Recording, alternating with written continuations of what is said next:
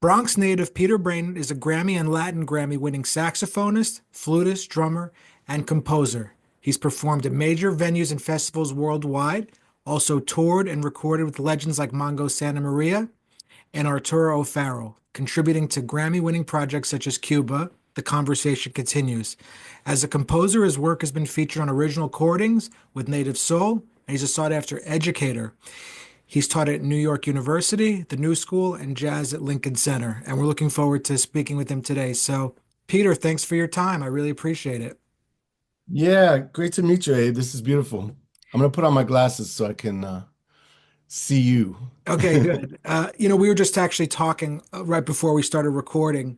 It's been a really devastating year in the music. We've lost a lot of legends, but in the most recent last month, we lost a really tremendous drummer, Anthony Pinciotti, who I know you were very close with and collaborated with. So, kind of talk to me about your relationship with him, where you met, what you liked about working with him. Anything you'd like to share?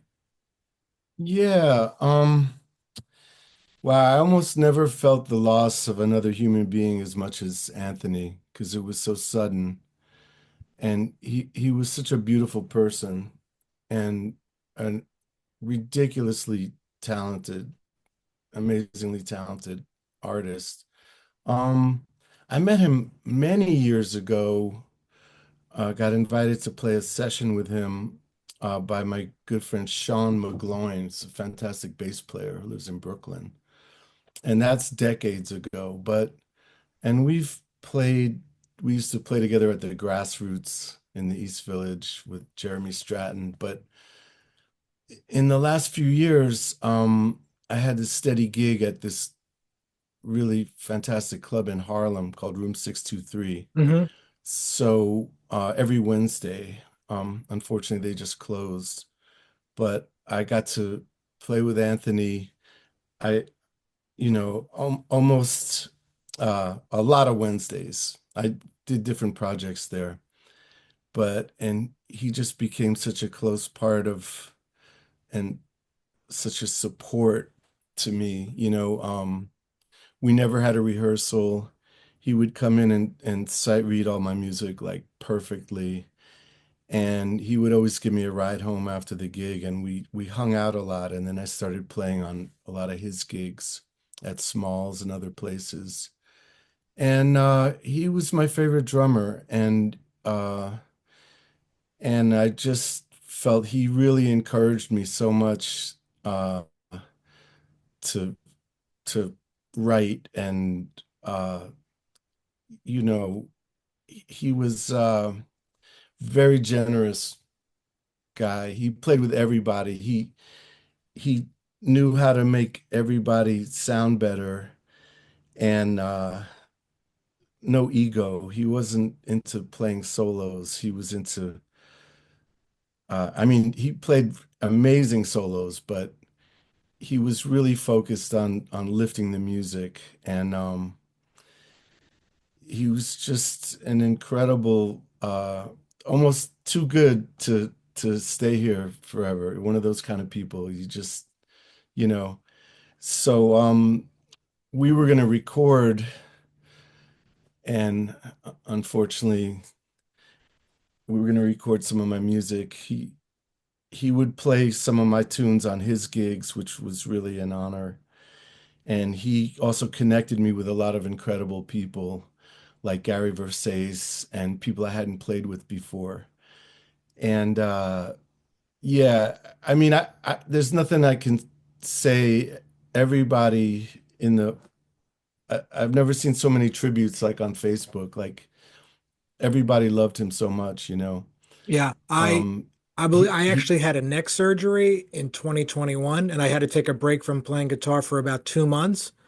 The first gig I did, he played drums on it after having neck surgery. And yeah. and I was not in like the right mind. I didn't want to go back to playing it, but you had to. But even though I was probably having an off night, he couldn't have been more kind and generous musically. Yeah, he took care of everybody, you know, it's he was just pure love and you know, I wish we could have taken care of him better. But you know, that kind of person changes your life. And so you know, I'm working on music. I'm writing some music and I'm just inspired by all the energy I got from him. Hopefully that'll go someplace, you know. Well, rest his soul, and then thank you for sharing your experience with him. Let's I'd like to learn a little bit about, and our audience too. We always kind of have to have something that draws us into jazz. So, what drew you in originally that kind of sparked your initial interest into learning the music? Yeah, it happened very young. It was very unusual, actually. Although my father, I always heard Billie Holiday, Fat Swallow, Django Reinhardt, Benny Goodman. I heard those records when I was growing up. He was a jazz fan, but I think what it was that after Jimi Hendrix died and the Beatles broke up, and as a little kid, as a young kid, I was really into rock and R&B. And then all my heroes were kind of gone suddenly. And then I saw on Channel 13 on PBS, they showed that black and white film about Mingus, where he's getting evicted from his loft in the West Village. And that started my interest in jazz. Seeing that film, I got interested in Mingus, and I think it was partly because of his radical ideology. Me and all my little hippie friends were into, you know, like kind of left-wing uh, political movements, and and my family's kind of coming from that place too. So his outspokenness, his activism, clicked with me as an 11-year-old or whatever. And then the music, because his music was so funky, and you know, somebody said he was the first jazz musician to put country blues into the music. The So at real 11 years and old, you could tell he was kind of rambunctious, so to speak. Like you could sense that even at that early age. yeah, well, you know, he's talking about it. And me and my friends were all into this that whole power to the people and the Black Panthers and all my, you know, young friends from Manhattan and other parts of New York. That appealed to me, but also the music was so funky, you know, and the whole gospel and the soul element of his music. Better get And hit I in your started going to soul. see him. What's that? Better get hit in your soul. Better get in your soul. Yep. And uh, I used to go see him a lot. My dad would take me, and I got to meet him, I think when I was 12, uh, playing at the Five Spot, which was on St. Mark's, was then renamed the Two Saints. And there wasn't a lot of people there. And Mingus saw me, you know, this kid with long hair, and he invited me to come over and sit with him, and he bought me a Coke. And him and Sue, and he was really sweet. And I used to go see him a lot with George Adams and Don Pullen. And Roy Brooks was playing drums. Danny Richmond was, I think, doing a rock gig at that time. And they would play maybe like one or two songs each set. They'd play Fables of Faubus for like a half hour, and they would play this his song called Celia. They would play that a lot. But meeting him, and he was kind of my intro to jazz, really. And I got into jazz before any of my friends. It was kind of unusual. And I started going to check out other people too. My dad took me to see Monk at the Vanguard when I was like 13. Whoa. Yeah, I've seen more stuff than almost anybody my age that I know. Yeah. So, but yeah, I don't know. I really fell in love with the music. Um, and seeing those people, I saw Rahsaan Roland Kirk. I saw some really, really heavy people. Bill I Evans, I'm saw, sure, right? what's that? Did you see Bill Evans? Yeah. But the first time I saw Bill Evans, I think I was 14. I went with some kids from other music students, young musicians from my high school. Our band director's wife took us to the Vanguard to see Bill. And it was too subtle for me. I was like, where are all the saxophone players? You know, I it I wasn't ready for that kind of subtlety, I think, at that time. But I saw him again at the Vanguard a few years later with Philly Joe and I think Chuck Israels. And by that time, I was really into Bill, and I was listening to all his records. Yeah, when you were talking about the time period, I'm like, oh, I just knew in my mind you definitely saw Bill Evans, 100%. Yeah, yeah, yeah. And he's one of my heroes. I study him a lot. I transcribe his changes and stuff. Yeah. Yeah. So what's interesting is that a lot of people get exposed to this, whether listening to records or they have a friend. Like you actually went and saw these great shows before you were even a teenager. Like not too many Yeah. people get into the music that way. Either a friend of a friend or the music was it. But that is such a unique way. And I'm sure that translated throughout your life, that early influence. Yeah, I was buying records too, you know, Mhm. but I was going to hear music all the time, all through my teens and 20s, you know, all the time. And then I when I originally played drums.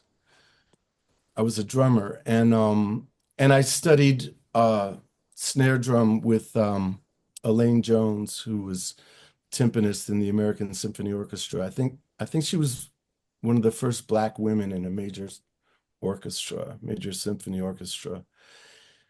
And so I studied drums for 3 years. Um, I studied with her for like a year and a half, and I had a couple of other teachers, and I played in the marching band, the concert band, and the orchestra. I played in the percussion section. Um, but there was a great drummer. I was then living in Hastings, which is kind of a small town, Hastings on Hastings on Hudson. Hudson, right? And there was my good friend, my man Clint DeGannon, who was in my class. You might know him. He's a fantastic drummer. And he kind of had all the drum gigs sewn up because it was a small town. There wasn't a lot of rhythm sections, and that's not really the reason though. I really was listening to jazz records and going to concerts and clubs, and I kind of fell in love with the saxophone, Yeah. especially Train and Dexter and Lester Young. And so I switched to saxophone when I was around 15. And I forgot why I mentioned that what we were talking about. But Well, that's jazz. We're just going with the flow. yeah, So I know that all of this influence has, translated into your music, but there's also another component of your music, which is the whole Latin side of things. yeah. Oh, what I was gonna say, sorry, I'll get back to that. But when I was around 16 or 17, I got to study with Frank Foster, Oh, who lived in Scarsdale, and I lived mhm. in Hastings, which was not far away. So I used to go to all his gigs. And I used to go see him on Monday nights with the Loud Minority at Rashid Ali's club, Ali's Alley. So I was just trying to that was another real like intro, you know.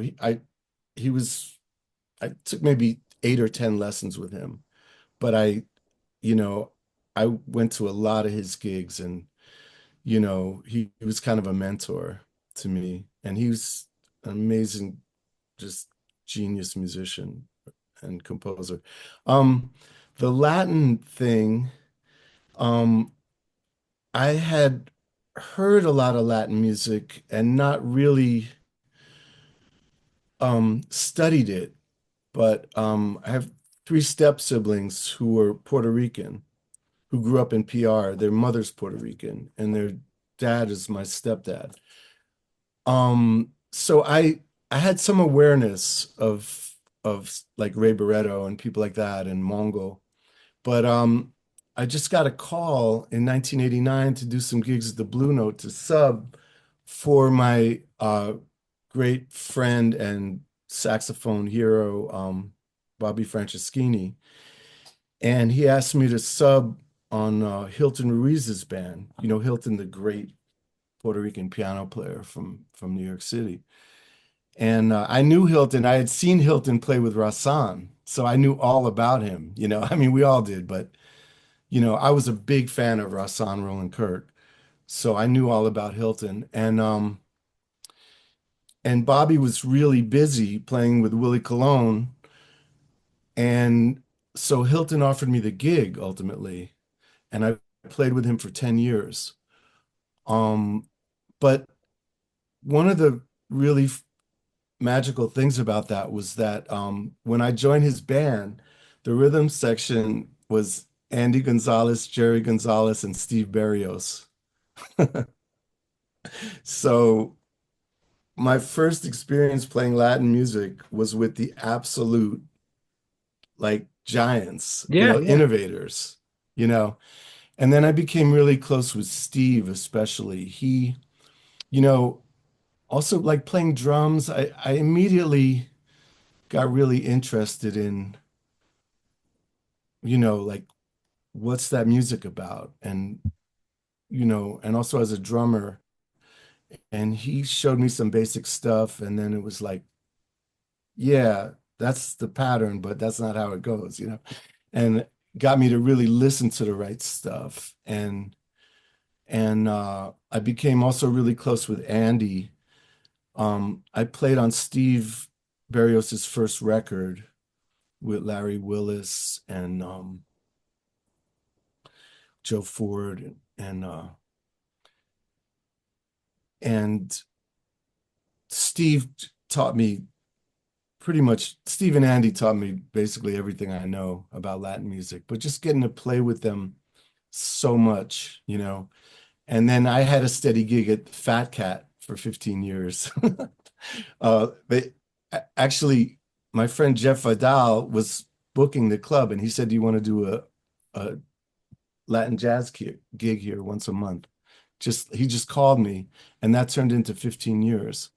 So Steve and Andy were, whenever they were available, would do that gig with me, and I started writing a lot of music. I developed a whole book of original tunes and arrangements, inspired by them, inspired by the Fort Apache band, by their and I also I saw got to that play a band lot with. play at Fat Cat. You saw Fort Apache? Your band. My band. Oh, okay. Do you remember who was there at the time? No. This is Yeah. going back. This is in like gotta be more than 10 years ago. Yeah. Because now it's Cellar Dog and they won't give me a gig for some reason. But I mean, it's completely different owner, a different. But when it was Fat Cat, yeah, we played there for 15 years, and it was great because just to really get to try things. I have a lot of recordings from there. Yeah, it was Steve Berrios and Andy Gonzalez and Luis Perdomo played piano, or Misha Tsiganov. And eventually Andy couldn't make it down the stairs. He had health problems, and Steve passed away. Um, like right before my kids were born. I guess it's like 11 years ago. Really sad. But When you yeah. were learning the Latin music, I mean, there's so many different types of rhythms that are going on the percussion. Like it's its own it's its own language. Um, Do you think that had you not been a drummer, and because it's, there's so much of that stuff translate to the drums, do you think have you had you not been a drummer, it wouldn't have come as natural as it would have? Maybe. Yeah, that's a good point. Because you think about, like, 3/2 and Sano Montu. Oh, I don't have to start listing Bolero. I don't want to start. You could just keep listing these different grooves, but it's so drum and rhythm oriented, and maybe that could have something to do with it. Yeah, and also I practiced a lot of those rhythms on the drum kit, Right. and I play Steve helped me a lot with that. Like I play small percussion. I play claves, maracas, guiro, cowbell in different bands. With Bobby Sanabria, I really had a chance. He encourages me to play all the percussion. He even he even like threw me out there and had me take some solos on his gigs, like on timbal or and I'm studying congas now a little bit. Um so playing actually just playing clave is quite a responsibility. I Mhm. mean, it's got to be right, you know? And a lot of stuff going on around you. It has, so playing percussion, I really think it's helped me a lot. And I think it's helped me to understand my place in the music, you know? Like I'll say that playing with two drummers is more fun than playing with one. Well, that's actually a really good point, because now that and this is the first time I've actually really thought about it, because you have to open your mind to the possibilities when you improvise. Um, and just learning another instrument, even if it's at its basic level, just kind of gets you out of being locked into the way you think on your own instrument. Or just being able to translate music to another instrument that's your secondary instrument, I think can be very important. Yeah, and I think playing patterns, playing something that's, you know, like it's got to be simple and it's got to support everything. And when I'm playing in a Latin jazz group, you don't have to play a lot. You can interact with the drummers. You can try to compliment them. Right. You know what I mean? And you can play a few notes and it can have a lot of impact if they're placed and if it's in clave or it's, also a lot of jazz horn players don't learn any Latin licks. They don't learn the melodic language and they don't really, I mean, we're so busy trying to learn so much other stuff. Do you know Oscar Stagnaro? Yeah, the bass player. Yeah. Yeah, I've worked with him. Yeah, he was my teacher when I was maybe 19, 20 years old. Ah, So he was very, he was great, and I figured you had worked with him. yeah, he used to play a lot with Paquito, right? Yeah, yeah, he's in his band. Yeah. He's Peruvian, maybe. Is he Peruvian? Uh, Oscar? I'm forgetting. Yeah, I might be wrong. He's a great player. Yeah. It's been a long time. I can't remember who we played with, but we worked together. He's the Yeah. bass player for that music, man, He's Oh yeah. He's tremendous. fantastic. Yeah, yeah. Andy's not here now, but Ruben Rodriguez is really incredible bassist. He's a really good friend. He's he mostly plays bass guitar, but he's, you know, on Ampeg and he has Bobby Rodriguez's bass. Oh, He's wow. like Bobby's protege. Ruben is unbelievable, man. And I just played with him.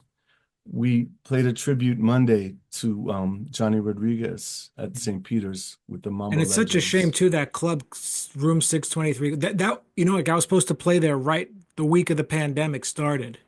Oh man.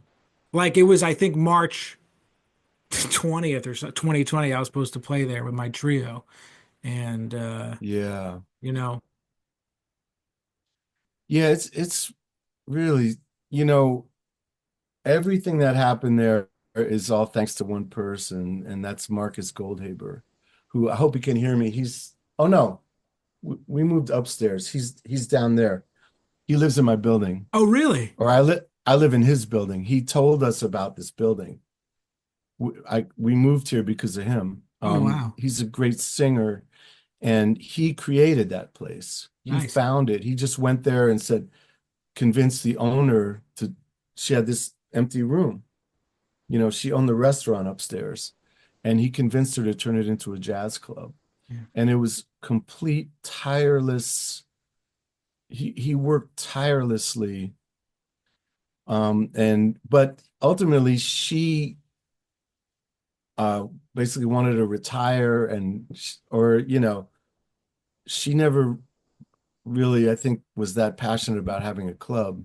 Yeah. And the club was doing really well, but the owner was just like, you know, maybe it wasn't a lot of profit for her, and she, you know, so it's No, it's well. unfortunate. No, well, I want to thank you so much for doing the podcast. It's been great to hear your story and get to know you a little better. I really appreciate it. Hey, thanks, Abe. Um, can I mention that I'm playing at Smalls? Please. Is it too late? Are No. we done? Um, the 31st, and we're really going to be paying tribute to Anthony. I mean, he's kind of the reason he was supposed to be on the gig, and he's kind of the reason that I've been playing there a lot. And um, I'm playing the January 31st and February 1st. Friday and Saturday night. Yeah, I'm doing the weekend, 9 o'clock and 10:30 sets with Dave Kokoski, Jay Anderson, and I think Jimmy McBride is playing the first night, and Rudy Royston is playing the second night. So it's pretty amazing, you know, Go check it out at lineup. Smalls, January 31st and February 1st. Yeah, and we're gonna play a bunch of my music. And anyway, thanks so much for having me, man. Let's get on the phone and talk some more. Definitely. I want to hear more.